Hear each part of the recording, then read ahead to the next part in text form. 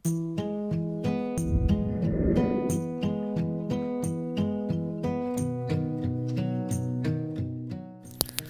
Friends, welcome back to my channel. నేను మీ కిరణ్ వచ్చేసాను puri part 2తో. చూసారుగా, నేను ఫస్ట్ పార్ట్లో ఇక్కడ దాకా వచ్చాను, ఇక్కడితో ఎండ్ చేశాను. ఇది చహానీకుడ్ అనే ఊరు.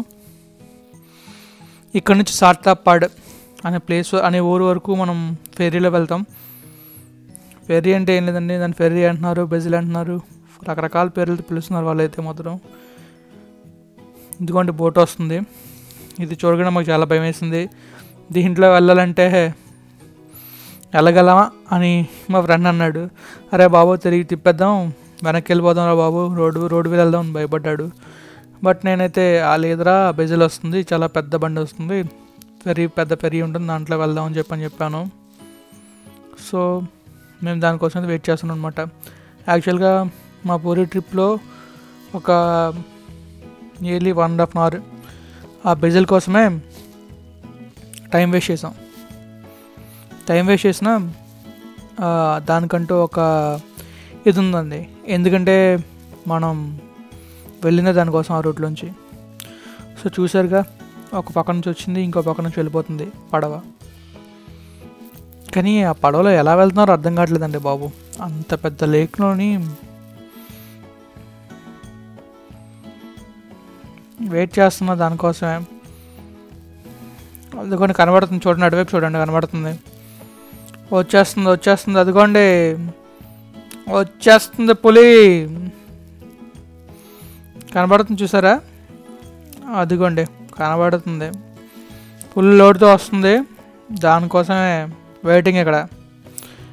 అది చాలా దూరంలో ఉందండి, తక్కువ దూరంలో అయితే కాదు, చాలా దూరంలో ఉంది.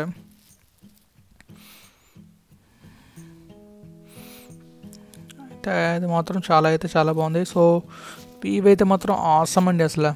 అసలు చెప్పలేము. అసలు చూసారు కదా నా వీడియో ఎలా వచ్చిందో. ఫొటోస్ అయితే దొల్లగొట్టేస్తాయి. నేను డిఎస్ఎల్ఆర్ని తీసుకెళ్ళే అన్నీ మొత్తం నా iPhone XSతోనే చేస్తున్నాను. సో వెయిటింగ్ ఫర్ దట్ బెజిల్ అండి. యాక్చువల్గా దాని ప్రైసెస్ మాకు తెలియదండి, అంటే ఛార్జెస్ ఎలా ఉంటాయో మాకు తెలీదు. నేను మా ఫ్రెండ్ అయితే మాత్రం 500 అని అడుగుతారు ఖచ్చితంగా. ఎందుకంటే మనం షిప్లో జర్నీ చేస్తున్నాం కదా అని చెప్పేసి అనుకున్నాం. బట్ మేమైతే చాలా షాక్ అయ్యాం. ఎందుకంటే ఆడు జస్ట్ మా ఇద్దరికి 10 రూపీస్ తీసుకున్నాడండి. నాకు 5 రూపీస్, వాడికి 5 రూపీస్, అండ్ 2-వీలర్కి వచ్చేసి 15 రూపీస్ తీసుకున్నాడు అంతే. మేమైతే షాక్ అయిపోయాం. వారు అమ్మ ఇంత చెప్పాడు, మేము ఎంత అనుకున్నాం, వాడు ఎంత చెప్పాడు, ఏంటిది అసలు అనుకున్నాం. ఎందుకంటే వెహికల్స్ కూడా వెళ్తాయి, అందులో నుంచి వెహికల్స్ దింపుతున్నారు. ఫస్ట్ అయితే వ్యాన్ దిగుతుంది, అలా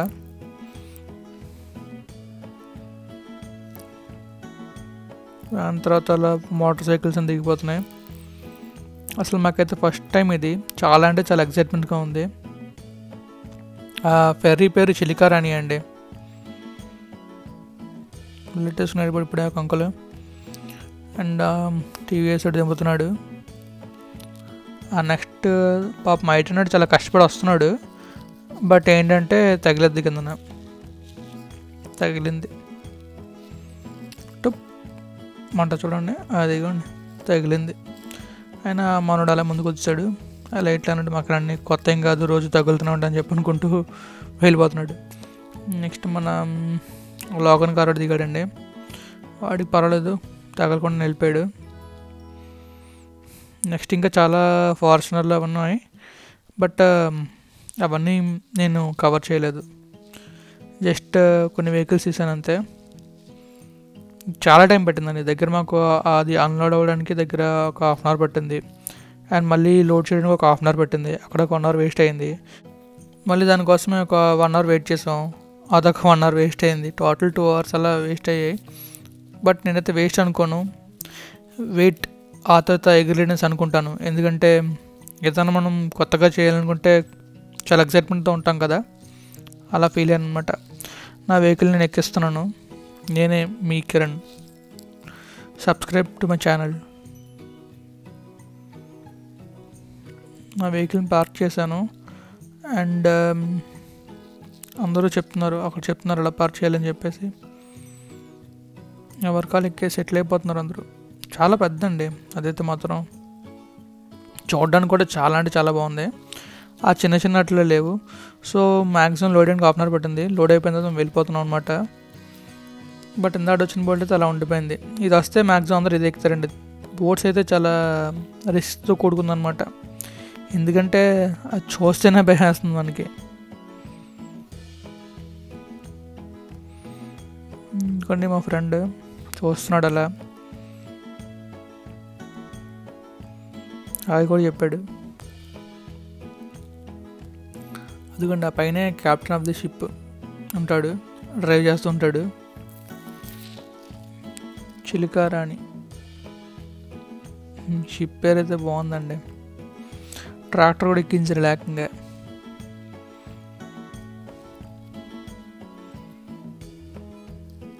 జర్నీ ఒక హాఫ్ అన్ అవర్ ఉంటుందండి. హాఫ్ అన్ అవర్ మించి ఉండదు.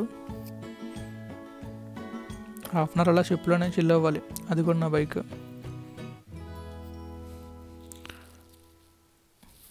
ఆ వీవ్స్ అయితే మాత్రం చాలా సూపర్ అండి. మేము డిఎస్ఎల్ఆర్ తీసుకెళ్ళే బికాజ్ ఎందుకంటే మేము వెళ్ళేది వన్ డే టూర్లోని డిఎస్ఎల్ఆర్లన్నీ మూసుకుని వెళ్ళామంటే మాత్రం మాకు చుక్కలు కనబడితే అని అర్థమైంది. సో నా మొబైల్లో మ్యాక్సిమం ఫొటోస్ బాగా వస్తున్నాయి. సో ఇంక డిఎస్ఎల్ఆర్ ఎందుకని తీసుకెళ్ళాను అనమాట.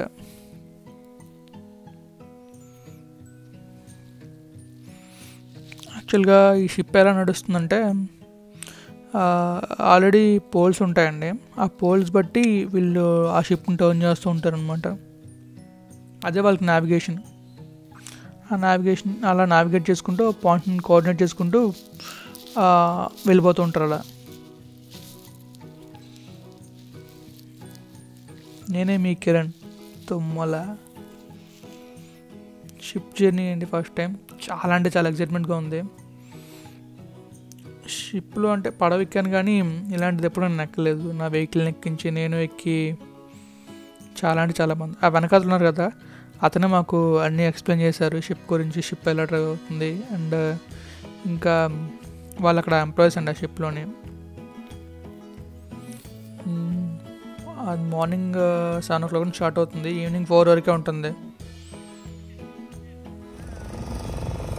ఒక చిన్న బోట్ వెళ్తుందండి, చూసారా? బుల్లి బోటు, చాలా బాగుంది. ఆయన మాకు చాలా బాగా ఎక్స్ప్లెయిన్ చేశారండి. ఎలా అంటే ఎన్ని వర్కింగ్ అవర్స్ అలాగా, అండ్ ఎన్ని ట్రిప్స్ వెళ్తారు, అండ్ ఎప్పుడు దాకా ఉంటారని చెప్పి. అండ్ అక్కడ అంత పెద్ద లేక్లో ఎవరికైనా ఏమైనా అయింది అనుకోండి, అండ్ రిసోర్స్ అంటే లైక్ కాపాడే టైం అనమాట. వాళ్ళని ఏమైనా వాళ్ళని కాపాడడానికి ఉంటారు కదా, లైక్ డిజాస్టర్ మేనేజ్మెంట్ టీమ్ అని చెప్పి ఉంటుంది. సేమ్ అలానే అక్కడ ఉంటారనమాట, వాళ్ళు చూసుకుంటారు దాని గురించి. ఇంకా అందరూ అలా చూస్తున్నారండి, వెయిట్ చేస్తున్నారనమాట. అసలు పక్కన అదొక చిన్న ఐలాండ్ అండి. ఐలాండ్కి వెళ్ళాలంటే షిప్లోనే వెళ్ళాలంట. చాలా బాగుంది ఐలాండ్, దూరం నుంచి చూస్తే చాలా అంటే చాలా బాగుందండి. ఎందుకంటే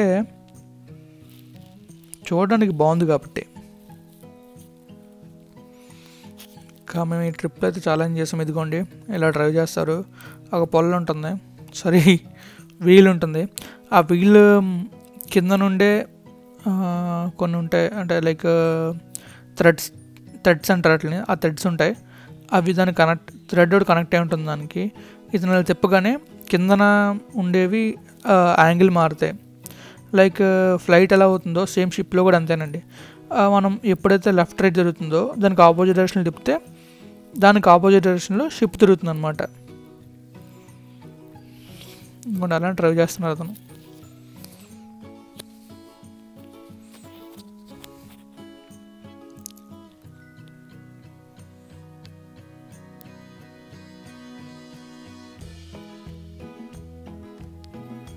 ఇంకా చెప్పాలంటే షిప్ గురించి నేను ఫుల్గా ఎంజాయ్ చేసాను షిప్లో.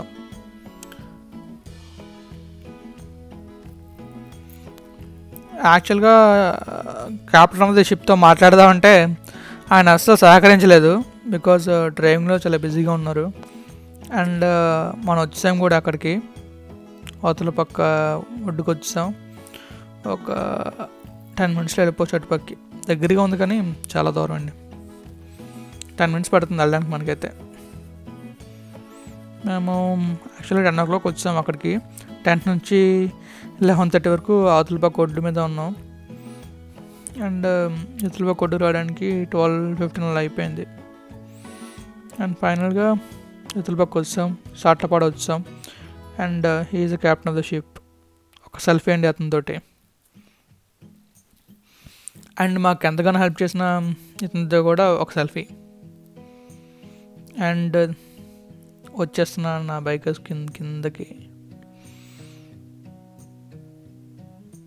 యాక్చువల్గా మా ఫ్రెండ్ని దింపమన్నాను, బట్ ఆడు జర్నీ చేసి చిరాకు వచ్చినట్టుంది. సో నన్ను దింపమన్నాడు. So it's time for roadway అండి. రోడ్వే మీదుగా అలా పూరి వెళ్ళిపోతున్నాం. పూరి నుంచి కోనార్క్ నుంచి కటక్కి వెళ్దాం అనుకున్నాం. బట్ టైం కుదిరితే వెళ్తాం, లేదంటే అలా భువనేశ్వర్ నుంచి రిటర్న్ అయిపోతాం అనమాట. బట్ ఈ వీడియో అయితే మాత్రం పూరి వరకేనండి. పూరి వెళ్ళి దేవుడి దర్శనం చేసుకొని ఇంకా అక్కడితో వీడియో ఎండ్ చేద్దాం అనుకుంటున్నాను. బట్ కోవిడ్ కదా, మేము వెళ్ళింది కోవిడ్ టైంలోనే. బట్ పంపిస్తారో పంపించరో నాకైతే తెలియదు. పంపించాలని నేను కోరుకుంటున్నాను లోపలికి. సో మనం అలా ముందుకు వెళ్ళిపోతే స్ట్రైట్ రోడ్ అండి. ఇంకా అక్కడ దిగిన తర్వాత ఇంకా స్ట్రైట్ అని చెప్పారు వాళ్ళైతే. రోడ్ అంతా అలాగే ఉంటుంది. అదిగోండి వచ్చాం. పూరి ఇంకా 6 kilometers. పూరి భువనేశ్వర్ 64 kilometers. పూరి అయితే 6 kilometers. అండ్ 42 kilometers అంతేనండి కోనార్క్. ఓకే, మళ్ళీ ఇంకా బోర్డు వచ్చింది. కోనార్క్ వచ్చేసి 38 kilometers. Puri 3 kilometers. Cool. Puri అయితే వచ్చాం. ఇది పూరి అవుట్స్కట్స్. మనం అలా ముందుకెళ్తే పూరి వస్తుంది. దిగోండి వచ్చేసాం. పూరి టెంపుల్ రోడ్కి వచ్చామండి. మళ్ళీ అలా ముందుకెళ్తే పూరి టెంపుల్ కనబడుతుంది. మాకైతే పూరి వేవ్స్ కనబడుతున్నాయి. సూపర్ ఉందండి బాబు.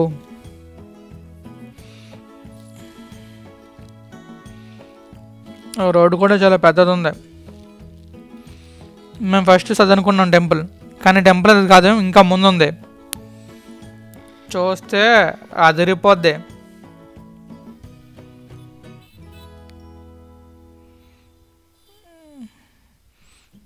జస్ట్ మీకు పూరి రోడ్ చూపిద్దామని చెప్పి వీడియో తీసానండి.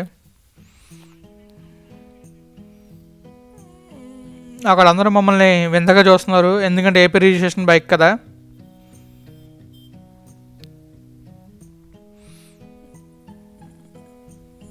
అండ్ ఫైనలీ వచ్చేసాం. అదిగోండి టెంపుల్ దూరంగా కనబడుతుంది కదా, కాఫీ కలర్లో.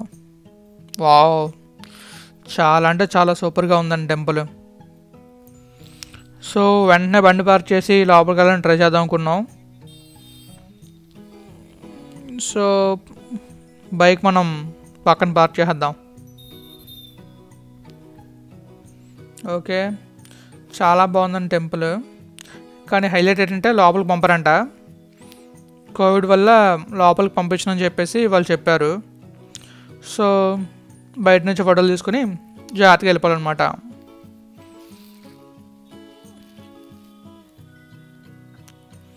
చాలా అంటే చాలా బాగుందండి టెంపుల్.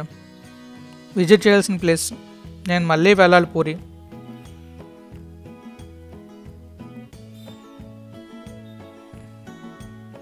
మేము ఒక హోటల్కి వెళ్ళాం. ఆ హోటల్ నుంచి చూసాం అనమాట. హోటల్ నుంచి తీసిన వీడియో ఇది. ఫైనల్గా పూరి వచ్చేసాం. నేను మా ఫ్రెండ్ వర్మ. ఇదిగోండి చూస్తారు పూరి టెంపుల్. ఇదిగోండి పూరి టెంపుల్. వర్మ రారా.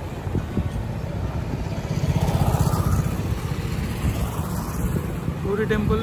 నేను ఆ బండి కొంచెం ముందర పార్క్ చేశాను, దాన్ని కూడా చూపించేస్తాను నాకండి. పూరి టెంపుల్ మొత్తానికి సాధించేసాం. పూరి వచ్చేసాం, కానీ బైకే కనిపించట్లేదు.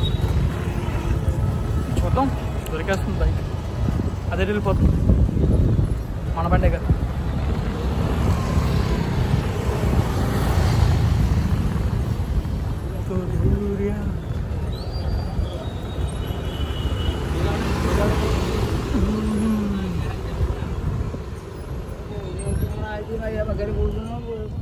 ఇదిగోండి, this is all about puri temple అండి.